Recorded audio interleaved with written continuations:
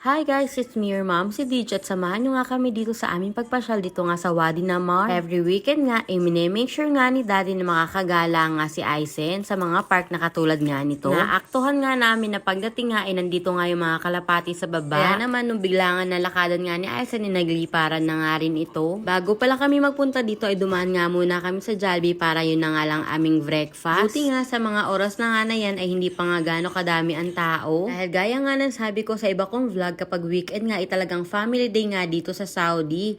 At tsak talagang makikita mo yung marami mga family dito sa iba't ibang klaseng park. O instead na sa mall kami magpunta ay dito na nga lang sa park at makakatipid pa nga kami. At habang nakain nga ako sa mga oras na yan ay kinuha nga muna nila daddy itong laruan nga ni Aisen. Mga talaga kapag nga dala nga namin ni daddy itong laruan niya dahil hindi nga nagpapakarga itong batang ito. At tingnan nyo nga naman at siya na nga rin nga nagdadala ng kanyang car. At habang nakain ka nga dito ay talaga mabubusog nga ang mata mo sa mga magagandang makikita katulad nga nitong mga ibon. At syempre bukod nga sa tanawin makikita mo nga ang napakagandang ngiti nga ng mga bata. Pagkatapos nga namin kumain inagyaya nga si daddy na magpunta nga kami dun sa dulo kaya naman sumakay nga muna kami ng sasakyan. Dahil meron talagang kalayuan kapag nga lalakaring mo lang. At nung makababa na nga kami ng kotse nakita nga namin ni Asen itong mga bibe. Tingnan nyo naman at napakaganda. Pangalawang beses na nga pala namin nakapunta dito. Nung una nga ay nung Nur Riyadh, kung makikita nyo dyan sa video na puro ilaw. Makikita nyo nga naman dito na malaki talaga yung pinagkaiba kapag nga may arts itong mountain. O diba? Hindi mo imagine na ito lang yung dati. So normally, kapag walang mga event like Nur Riyadh ay makikita nyo lang dito is itong